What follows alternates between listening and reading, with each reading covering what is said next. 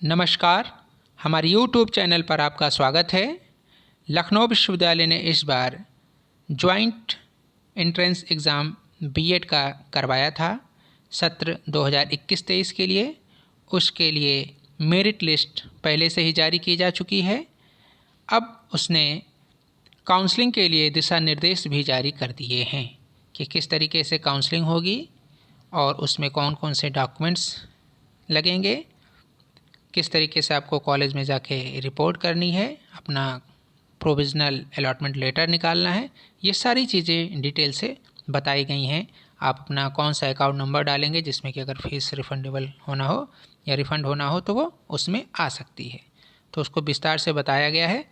आप चाहें तो आप लखनऊ विश्वविद्यालय की वेबसाइट पर भी जाकर इसको देख सकते हैं। हम भी आपको अपने वीडियो के माध्यम से, अपने चैनल के माध्यम से बताएंगे कि किस तरीके से आपको इसमें एडमिशन के प्रोसीजर में भाग लेना है। तो देखते हैं। सबसे पहले इसमें वही स्टूडेंट्स भाग लेंगे जिन्होंने बीएड एंट्रेंस एग्ज़ाम दिया है और उनकी मेरिट लिस्ट में नाम है। अगर उनका मेरिट लिस्ट में नाम नहीं है तो वो काउंसलिंग में भाग नहीं ले सकते हैं। अब काउंसलिंग 3 राउंड में होगा, फर्स्ट, सेकंड, थर्ड, और रैंक अकॉर्डिंग कि जिसका 75,000 तक है उसका फर्स्ट में होगा, फिर उसके बाद से अगले रैंक वालों का, फिर उसके बाद से अगले रैंक वालों का। तो इस तरीके से 3 राउंड में काउंसलिंग होगी। फिर उसके बाद से पूल काउंसलिंग। अगर इन राउंडों के बाद भी अगर सीट बच जाती है सभी लोगों को बुलाने के बाद तो फिर एक बार मौका दिया जाता है पूल काउंसलिंग में। अंतर सिर्फ इतना होता है कि काउंसलिंग फर्स्ट, सेकंड, थर्ड जो राउंड होता है उसमें आपको 750 और 5,000 रुपये फ़ीस जमा करके सीट अलॉट की जाती है आपको, और उसके बाद से फिर आप कन्फर्मेशन के लिए पूरी फ़ीस जमा करते हैं। पूल काउंसलिंग में आपको पूरी एक साथ फ़ीस जमा करने के बाद ही चॉइस फिलिंग करने का मौका मिलता है। फिर उसके बाद से है डायरेक्ट एडमिशन। अगर पूल काउंसलिंग के बाद भी सीटें बच जाती हैं तो कॉलेज अपने लेवल पर डायरेक्ट एडमिशन ले सकते हैं, लेकिन शर्त इसकी ये रहेगी कि जिन्होंने कॉलेज एंट्रेंस दिया था और उसको मेरिट मिली है वही डायरेक्ट एडमिशन में भाग ले सकते हैं। तो लखनऊ यूनिवर्सिटी उसकी लिस्ट जारी कर देती है और उसके बाद ही उसमें डायरेक्ट एडमिशन ले सकते हैं। कॉलेज उनको वेरीफाई करके फिर उनको एडमिशन देगा। इस बार लखनऊ विश्वविद्यालय ने अल्पसंख्यकों के लिए भी व्यवस्था कर रखी है कि अगर अल्पसंख्यक कॉलेज चाहें तो उनको भी काउंसलिंग के लिए इन बच्चों को काउंसलिंग में भाग दे सकती है। फिर उसके बाद से काउंसलिंग में भाग लेने के लिए क्या क्या चीज़ें आवश्यक होंगी, ये चीज़ें, और उसके लिए कौन कौन से अभिलेख लगेंगे, ये चीज़ें बताई गई हैं। फिर उसके बाद से अगर आप शुल्क वापसी चाहते हैं तो आप, या अगर आप मान लीजिए आपने जो कॉलेज भरे आपके कॉलेज नहीं अलॉट हुए तो आपका फ़ीस वापस हो जाएगा रजिस्ट्रेशन शुल्क छोड़ के। तो उसके लिए आपको अकाउंट नंबर डालने होंगे और उसमें आपको सिर्फ 3 अकाउंट नंबर ही डालने होंगे। या तो आप अपना खुद डालिए, माता का डालिए या पिताजी का डालिए, सिर्फ 3 अकाउंट ही डाले जाएंगे। फिर उसके बाद से अगर आपको कॉलेज नहीं मिलता है तो किस तरीके से आपको फीस वापस होगी, या उसमें किस तरीके से, कुछ कॉलेज ऐसे हैं जिसमें कि फ़ीस को मर्ज किया जा सकता है, तो वो डिटेल दी गई है। और ये भी बताया गया है कि आप ऐसे अकाउंट को मत डालिए जिसकी लिमिट बहुत ज़्यादा ना हो, जिसमें जैसे इसमें जनधन खाते का विवरण कहा गया है कि ना भरिए आप। अब आपको इसमें फ़ीस अपना जो विवरण देना है उसमें पहला तो खाता संख्या, आपका क्या खाता संख्या है, फिर आईएफएससी कोड भरेंगे आप, बैंक का नाम डालेंगे, शाखा, और इसमें आप पासबुक का जो पहला पेज होगा जिस पे आपका नाम, अकाउंट नंबर सब कुछ दिया होगा उसकी फ़ोटो आपको अपलोड करनी होगी, या फिर आप चेक बुक, कैंसिल चेक को आप उसमें फ़ोटो उसकी अपलोड करेंगे जिससे कि सब कुछ ठीक से उसमें दिख जाए। अगर कहीं आपने गलत भरा है तो उससे कंफर्म किया जा सके। उसके बाद से आपको काउंसलिंग के लिए जो आपकी पात्रता है, या जिसमें बीएड में एडमिशन लेने जा रहे हैं तो उसके लिए जो पात्रता है उसकी आपको मूल अंक तालिका की फ़ोटो ही अपलोड करनी होगी। स्कैन कॉपी मूल कॉपी जो होगी उसकी स्कैन करके आपको लगाना होगा। उसमें नेट की या प्रोविजनल कॉपी मान्य नहीं होगी। अगर आप उसको लगाना चाहते हैं तो संबंधित कॉलेज के प्राचार्य या रजिस्ट्रार से आप उसको सत्यापित करा के ही लगाएंगे, तभी वो मान्य होगी। हो सकता है कि आपने ग्रेजुएशन किया हो तो ग्रेजुएशन की, और अगर ग्रेजुएशन में मान लीजिए आपके 50% नहीं है तो फिर आप पीजी की, और पीजी में अगर 50% है तो आप उसकी मार्कशीट लगा सकते हैं। फिर काउंसलिंग का चरण इसमें किस तरीके से होगा, तो सबसे पहले तो आपको रजिस्ट्रेशन करना होगा। रजिस्ट्रेशन करने के लिए आपको अपनी आईडी और पासवर्ड के द्वारा रजिस्ट्रेशन करेंगे, और इन केस अगर आपका पासवर्ड आप भूल गए हैं तो आप वेबसाइट पर जाकर उसको पुनः प्राप्त कर सकते हैं। फॉरगेट पासवर्ड डालकर आप उसे प्राप्त कर लेंगे, तो आपको इसमें परेशान होने की ज़रूरत नहीं है। हाँ, लेकिन आप अगर मोबाइल नंबर भी गड़बड़ कर दिए हैं तो आपको परेशानी हो सकती है। तो इसमें आपको मेल भी आपने डाला होगा, आपने मोबाइल नंबर डाला होगा, तो किसी पर भी आपका वो पासवर्ड दोबारा जनरेट होके आ जाएगा। आपको इसमें ध्यान देना होगा कि पंजीकरण के लिए अलग अलग चरण निर्धारित किए गए हैं कि इस राउंड से इस रैंक से इस रैंक तक फर्स्ट चरण में होंगे, फिर इस रैंक से इस रैंक तक सेकंड चरण में होंगे, तो आप उसके अकॉर्डिंग ही रजिस्ट्रेशन में भाग ले सकते हैं।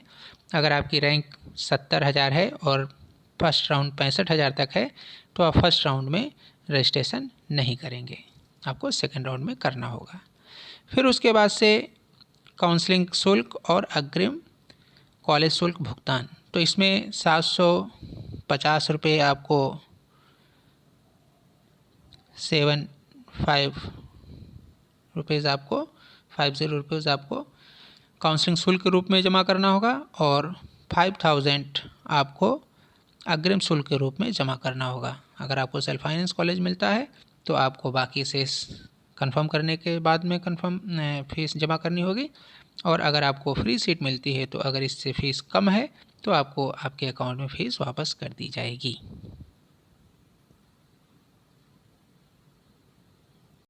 इसमें आपको ये भी चीज़ ध्यान में रखनी है कि जो इसमें 750 रुपये हैं वो तो रजिस्ट्रेशन शुल्क है, ये आपको पैसा वापस नहीं किया जाएगा। लेकिन अगर आप 5,000 रुपये जमा करते हैं और आपको कॉलेज अलॉट हो जाता है तो फिर आपको 5,000 रुपये वापस नहीं होंगे, चाहे आप एडमिशन लेना चाहें या ना लेना चाहें। और अगर आपको कॉलेज अलॉट नहीं होता है तो फिर आपको 5,000 रुपये आपके अकाउंट में आ जाएंगे। तो अगर आप जितने कॉलेज सेलेक्ट किए हैं, आप चाहते हैं कि इन्हीं कॉलेजों में से हम किसी में एडमिशन लेंगे, तो आप उतने ही कॉलेज डालिएगा, जिससे कि आप अगर ये चाहें कि हमको उस कॉलेज में एडमिशन नहीं लेना है तो उससे कॉलेज का नाम नहीं डालेंगे आप। अदरवाइज़ आप वहाँ अगर एडमिशन लेने नहीं जाते हैं तो आपके 5,000 रुपये वापस नहीं आएंगे, क्योंकि आपको कॉलेज अलॉट हो चुका है। तो इस चीज़ का आपने में ध्यान रखिएगा कि 750 तो नॉन रिफंडेबल है, वो तो वापस होगा नहीं। 5,000 रुपया रिफंडेबल है, लेकिन वो तब रिफंड होगा जब आपको कॉलेज अलॉट ना हो। अगर कॉलेज आपको अलॉट हो गया तो फिर आपको फ़ीस वापस नहीं मिलेगी, और अगर नहीं अलॉट हुआ है आपको कॉलेज तो आपको फ़ीस वो आपके अकाउंट में आ जाएगी। और अगर आपको कॉलेज अलॉट हो गया और आप एडमिशन लेना चाहते हैं वहाँ पर, तो आपकी सेल्फ फाइनेंस कॉलेज में अगर हुआ है तो आपको शेष बैलेंस जो फ़ीस है 46,250 वो आपको उस अकाउंट में जमा करके फिर अपनी सीट आपको कंफर्म करनी होगी। उसके बाद से आपका चॉइस रजिस्ट्रेशन हो जाएगा 750 रुपये और 5,000 रुपये डाल के। फिर उसके बाद से आपको चॉइस फिलिंग करनी होगी। तो चॉइस फिलिंग करने के लिए ज़रूरी है कि पहले आप रजिस्ट्रेशन किए हों, रजिस्ट्रेशन करने के बाद ही आपका चॉइस फिलिंग होगा। इसमें कुछ चीज़ें और हैं जो ध्यान में देनी होगी। अगर आप संस्कृत बीएड तो आपको अगर बीएड विद्यालयों में प्रवेश हेतु तो आपके पास अगर स्नातक में तीनों वर्ष में संस्कृत है तो आपको हाँ का चयन करना होगा। उसके बाद से आपने जो जेंडर भरा था अगर उसमें कोई गलती है तो आप उसको सही कर सकते हैं। फिर उसके बाद से आपको चॉइस फिलिंग करनी होगी, और चॉइस फिलिंग के लिए आपको पूरी आज़ादी है कि आप कितने अधिक से अधिक कॉलेज उसमें डाल सकते हैं। आप अपनी वरीयता के क्रम में कॉलेज डाल दीजिए और आपके रैंक के अकॉर्डिंग आपकी वरीयता के कॉलेज मिल जाएगा। अब इसमें दो चीज़ आपको ध्यान में रखनी है। अगर आप चाहते हैं कि मुझे इसमें एडमिशन मिल जाए तो आप मैक्सिमम चॉइस करिए, मैक्सिमम आप कॉलेज डालिए। और अगर आप चाहते हैं कि मुझे कुछ सेलेक्टेड हों जिसमें आप एडमिशन लेना चाहते हैं तो आप सिर्फ उन्हीं को डालिएगा, अदरवाइज़ फिर आपके 5,000 का नुकसान हो जाएगा। तो दोनों चीज़ आपको ध्यान में रखनी है। अगर आप चाहते हैं कि मुझे कॉलेज मिल जाए, मैं कहीं भी एडमिशन ले सकता हूँ, तो आप मैक्सिमम जितने भी यूनिवर्सिटीज़ हैं उससे रिलेटेड जितने भी कॉलेजेस हैं आप सभी को चॉइस फिलिंग में डाल दीजिएगा। और फिर उसके बाद से आप सीट को लॉक कर दीजिए। फिर उसके बाद से है कॉलेज आवंटन। कॉलेज आवंटन आपको चॉइस फिलिंग के बाद फिर आपको कॉलेज आवंटन किया जाएगा आपके रैंक के अनुसार। और आपको अगर कॉलेज अलॉट हो जाता है तो फिर आप उसके लिए 3 दिन के बाद आप जो बैलेंस फ़ीस है उसको आप जमा करके अपना कॉलेज कंफर्म कर सकते हैं। और फिर उसके बाद से आप 3 दिन के अंदर जाके आपको कॉलेज में रिपोर्ट करना होगा और अपने उस अलॉटमेंट लेटर को ले जाकर आप उसको रिपोर्ट करेंगे। कॉलेज में रिपोर्ट करने के लिए आपको कुछ दस्तावेज़ लेके जाने होंगे जो कि वहाँ पर कॉलेज के प्राचार्य द्वारा उसको वेरीफाई किया जाएगा और उसके बाद से फिर आपको वहाँ पर एडमिशन दे दिया जाएगा। तो इसमें इस चीज़ें दी गई हैं। आपको अपने मूल और स्वप्रमाणित प्रति ले जानी होगी। उसमें आपको अलॉटमेंट लेटर भी ले जाना होगा, डेट ऑफ बर्थ के लिए हाई स्कूल का सर्टिफिकेट और फ़ोटो पहचान लेके जानी होगी। आपको 2 पासपोर्ट साइज़ की फ़ोटो लेके जानी होगी और जितनी भी आपने काउंसलिंग के समय में फ़ीस जमा की है वो सारी फ़ीस रसीद भी आपको लेकर जानी होगी। तो आपका एडमिशन वहाँ पर फाइनली हो जाएगा। अब अगर अगर आपका काउंसलिंग में नहीं हुआ है तो फिर सेकंड राउंड जो होगा आपको पूल काउंसलिंग होगा। और पूल काउंसलिंग सेम उसी तरीके से होता है। इसमें रजिस्ट्रेशन और आपको पूरी फ़ीस जमा करनी होगी। इसमें आपको 5,000 बीच में नहीं जमा करना है, अर्थात जो कॉलेज की फ़ीस है वो और रजिस्ट्रेशन शुल्क यानी कि 750 रुपये। और कॉलेज की फ़ीस अगर सेल्फ फाइनेंस कॉलेज है उसकी फ़ीस 51,250 है, तो आपको एक साथ जमा करना होगा और उसके बाद से फिर आपको कॉलेज लॉक करना होगा। तो आप इस चीज़ को ध्यान रखिएगा कि आपको पहले 750 रुपये और उसके साथ ही साथ 51,250 रुपये पूरे जमा करना होगा और उसके बाद से आपको फिर चॉइस फिलिंग का मौका मिलेगा। तो इसमें अगर आपको कॉलेज अलॉट हो जाता है तो आपका सीट सीधे कंफर्म भी हो जाएगा और अगर आपको कॉलेज अलॉट नहीं होता है तो आपकी पूरी फ़ीस आपके अकाउंट में ट्रांसफ़र हो जाएगी। तो देखिए यहाँ पर ये दिया भी हुआ है 750 रुपये और 51,250 रुपये आपको एक साथ जमा करना होगा। और उसके बाद से आप फिर चॉइस फिलिंग कर देंगे। चॉइस फिलिंग करने का भी तरीका बिल्कुल सेम वही रहेगा जैसे आपने पिछले चरण में मैंने बताया है आपको कि मैक्सिमम आप विकल्प भर दीजिए। इसमें अगर आप चाहते हैं कि मुझे कोई ना कोई कॉलेज मिल जाए और आप चाहते हैं कि ये फ़ीस हम इस कॉलेज में नहीं कर सकते हैं, सिर्फ इन्हीं कॉलेजों में करेंगे, तो फिर आप उसके अकॉर्डिंग ही चॉइस फिलिंग करिएगा।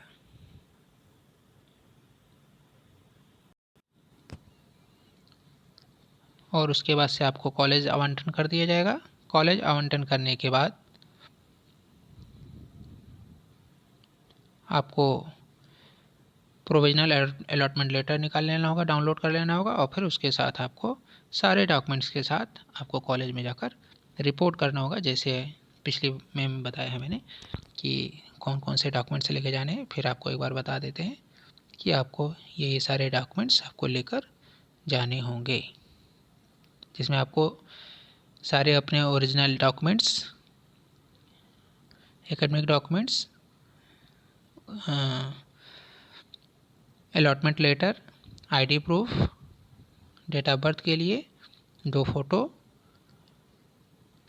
कैटेगरी में अगर आप हैं तो कैटेगरी की सर्टिफिकेट, सारी चीज़ें आपको लेकर जानी होगी।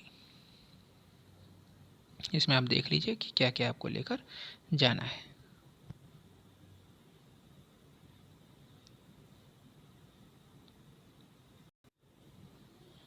अब आता है डायरेक्ट एडमिशन। तो डायरेक्ट एडमिशन में सिर्फ वही लोग भाग ले सकते हैं जिन्होंने अभी तक कोई कॉलेज अलॉट नहीं करवाया है या जिन्होंने कोई कॉलेज कंफर्म नहीं किया है। जिनका उस लिस्ट में अलॉटमेंट में नाम होगा उनका एडमिशन नहीं हो सकता है। आप इसको इस तरीके से भी समझ सकते हैं कि अगर आपने किसी कॉलेज में एडमिशन ले लिया है और आप चाहें कि हम उस कॉलेज में एडमिशन ना लेके हम जाके डायरेक्ट एडमिशन में किसी कॉलेज में एडमिशन ले लें, तो उसमें आपका फिर एडमिशन नहीं हो पाएगा। डायरेक्ट एडमिशन उन्हीं का होगा जिन्होंने अभी तक एडमिशन नहीं लिया है, और तभी होगा जब कॉलेज में सीटें बची हों। डायरेक्ट एडमिशन उस केस में नहीं हो पाएगा कि कॉलेज में या फर्स्ट राउंड में और पूल काउंसलिंग में सारी सीटें अगर भर गई हैं तो फिर डायरेक्ट एडमिशन नहीं होगा। डायरेक्ट एडमिशन होने के लिए ज़रूरी है कि कॉलेज में सीट बची हों। तो कॉलेज फिर जो बच्चे मेरिट लिस्ट में हैं उनकी लिस्ट से कॉलेज वेरीफाई करके आपको रैंक के अकॉर्डिंग एडमिशन देगा, और उसमें भी आपको पूरी फीस जमा करनी होगी। 750 रुपये तो आपको रजिस्ट्रेशन शुल्क देना ही होगा, और बाकी पूरी फीस आप कॉलेज में सबमिट करेंगे। उसके बाद कॉलेज आपको उसमें काउंसलिंग में पार्टिसिपेट करा के आपको कॉलेज में एडमिशन दे देगा, और ये फीस आपको कॉलेज लेवल पर ही जमा करना होगा। तो आप इसमें रिस्क नहीं लिए। आप पहले अगर आपकी रैंक अच्छी है तो आप फर्स्ट राउंड सेकंड राउंड की काउंसलिंग में ही पार्टिसिपेट करके अपना एडमिशन कंफर्म कर लीजिए, क्योंकि डायरेक्ट एडमिशन सिर्फ कहने के लिए है। अगर सीटें फिल हो जाएंगी तो फिर डायरेक्ट एडमिशन का कोई भी मतलब नहीं बनता है।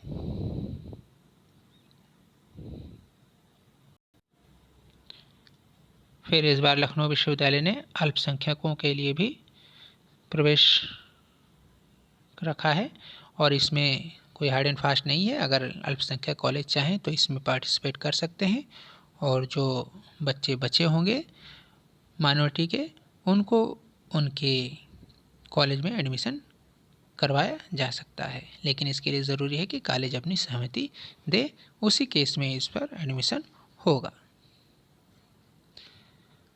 तो ये माइनॉरिटी का पूरा डिटेल दिया गया है कि किस तरीके से एडमिशन करवाया जाएगा।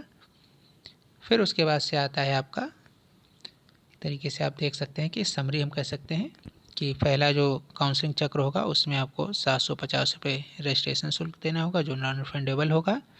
5000 रुपये आपको अग्रिम शुल्क के रूप में देना होगा, एडवांस कॉलेज फीस। और ये अगर आपको एडेड कॉलेज मिलता है तो उसमें अगर सीट मान लीजिए 5000 से फीस कम है तो आपको फीस आपके अकाउंट में आ जाएगी, और अगर 5000 से ज़्यादा है यानी सेल्फ फाइनेंस कॉलेज अगर मिलता है तो फिर आपको बाकी फ़ीस कंफर्म करते समय आपको पूरी फीस ऑनलाइन जमा करनी होगी। फिर सेकेंड राउंड आपका पूल काउंसलिंग में, उसमें 750 रुपये आपको रजिस्ट्रेशन शुल्क देना होगा, और 51,250 रुपये पूरी आपको सेल्फ फाइनेंस की जो फ़ीस है वो आपको एक साथ जमा करनी होगी। फिर उसके बाद अगर सीटें फिर भी बचती हैं तो फिर डायरेक्ट एडमिशन होगा, उसमें आपको 750 रुपये आपको रजिस्ट्रेशन शुल्क देना होगा, और कॉलेज की जो फ़ीस है वो आपको कॉलेज में डायरेक्ट आप जमा कर सकते हैं कॉलेज के अनुसार। फिर अल्पसंख्यक सीट के लिए अगर अल्पसंख्यक सीट चाहे तो रजिस्ट्रेशन शुल्क 750 रुपये जमा करवा कर इसमें पार्टिसिपेट कर सकती है। तो इस तरीके से आपको बीएड काउंसलिंग में पार्टिसिपेट करना है। आप खुद एडमिशन लेना चाहते हैं या आपके कोई जानने वाले हैं तो आप उनको ये जानकारी दे सकते हैं। आप लखनऊ यूनिवर्सिटी की वेबसाइट पर भी जाकर ये सारी चीज़ें ठीक से देख सकते हैं। तो उम्मीद करते हैं कि आप अगर बीएड में एंट्रेंस दिया है और आपकी मेरिट अच्छी है तो आप इसको फॉलो करते हुए एडमिशन ले लेंगे, आपको कोई कन्फ्यूज़न नहीं होगी। आज के लिए इतना ही, धन्यवाद।